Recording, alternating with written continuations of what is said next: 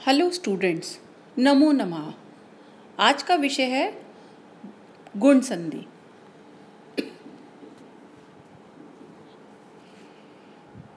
दो स्वरों के मेल से जो विकार उत्पन्न होता है उसे स्वर संधि कहते हैं। इसके निम्न प्रकार हैं: दीर्घ संधि, गुण संधि, पररूप संधि, पूर्व रूप संधि, अयादि संधि और यण संधि। हम पढ़ेंगे गुण संधि।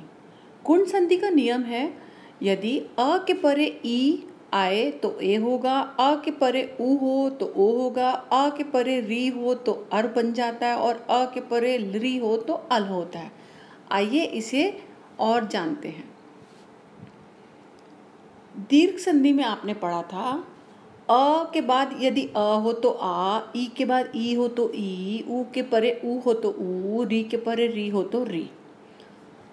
अब इसे एक छोटी सी कहानी के माध्यम से समझ लेते हैं। आ ई उ री ये एक कक्षा में आए और आ के परे आ बैठा, आ के साथ आ बैठा। भाई भाई तो बड़ा आ बड़े भाई की मानी जाती है, तो इसलिए बड़ा आ लग गया मात्रा। ई के साथ बैठा तो बड़ी ई, उ के साथ बैठा तो बड़ा उ, री के साथ बैठा तो बड़ी री।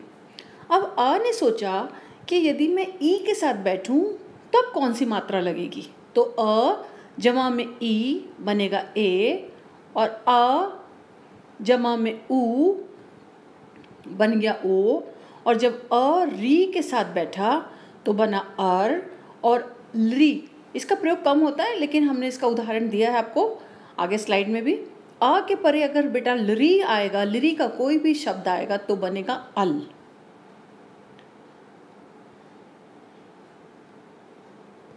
उदाहरण नंबर 1 में देखिए, नर जमा इंद्र, नर में से अ स्वर निकला और इंद्र का ई, तो अ जमा में ई बन जाता है ए, तो बनेगा नरेंद्र। फिर उसी प्रकार देव जमा ईशा देवेश, महाजमा इंद्र महेंद्र, महाजमा ईशा महेश। गुण संधि का उदाहरण नंबर 2, आ अगर उ के साथ बैठा तो न आ की मात्रा लगी न उ की मात्रा लगी, नया गुण पैदा हो गया, वो है ओ। तो हित जमा उपदेशा, हित का अ और उपदेशा का उ मिलकर बनेगा ओ, तो शब्द बन जाएगा हितोपदेशा। महाजमा उत्सव महोत्सव।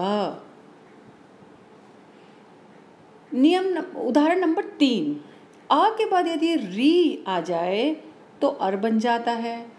देव जमा ऋषि, देव में से पीछे से अ स्वर आया, ऋषि का री, अ जमा में री बन जाता है अर, तो बन जाएगा देवर्षि।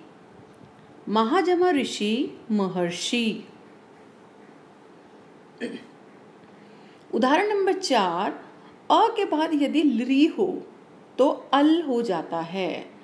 तव जमा लरिकारा, तव में से अ स्वर निकला, लरी में से लरी, अ जमा लरी हो गया अल, तो अव और कारा, और इसमें बीच में अल है देखो, तो बन जाएगा तवल कारा। उसी तरह महाजमा लरिकारा महल कारा।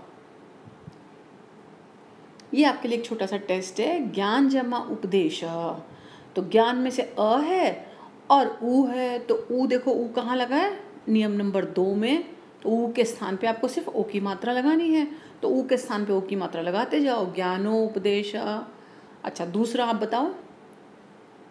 शाबाश, जलोर्मी तीसरा। अच्छा आप एक कॉपी में लिख लो और उसके बाद मैं आपको अभी आंसर भी दिखाऊंगी इसके। महाजमा उर्मी लिखो। ओके, देव जमा ऋषि। अब देव जमा ऋषि में देखो री लगा, री अगर जमा के बाद री हो तो कौन सा नियम लगता है, ये देखिए तीसरा, तो अर लगाना है आपको। अब आपने जो कॉपी में लिखा अब यहाँ से चेक करें, है ना। ज्ञानोपदेशा, जलोर्मी ठीक हो गया, महोत्सव और महाजमा उर्मी ठीक है, वेरी गुड। देवजमा ऋषि, हाँ इसको लिखने का देखो अर कैसे लगता है, देवर्षि महर्षि, वेरी गुड।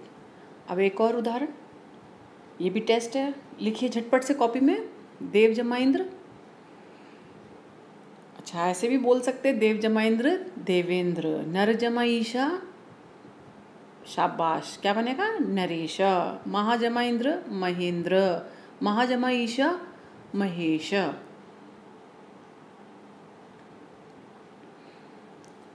आपको अगर स्लाइड अच्छे से समझ आई है तो आप यहाँ ध्यान से देखो बेटा, दीर्घ संधि का नियम था, अ के बाद अपनी ही जाति के साथ बैठता है, अ के साथ, ई के साथ, ऊ के साथ, री के साथ। गुण संधि में आपने देखा कि अ जो है वो पहले ई के साथ बैठ के देखता है तो ए बन जाता है, फिर अ ऊ के साथ बैठता है तो ओ बन जाता है, अ री के साथ बैठता है तो अर बन जाता है, अ री के साथ बैठता है तो अल बनता है। तो जितने भी अ हैं अगर आप ध्यान से देखें तो ये देखो यहाँ पर है ना, तो ए गुण हो रहा है, ओ और अर और अल। लेकिन अगर ई ऊ री अगर आगे आ जाए और आ पीछे चला जाए तो संधि चेंज हो जाएगी, बन जाएगी यण संधि। देखो ई के बाद भिन्न स्वर माने ई नहीं होना चाहिए, अगर क्योंकि अगर ई होगा तो ऊपर देखो दीर्घ संधि में ई के बाद ई होने पर दीर्घ संधि हो जाएगी। ई के अलावा कोई भी स्वर आ जाए तो फिर वो यण संधि होती है। इसको हम अगली वीडियो में देखेंगे। पढ़ते रहिए, बढ़ते रहिए, सरलता से सीख जाएंगे, पूरे अंक पाने की ट्रिक है ये। Stay home, stay safe.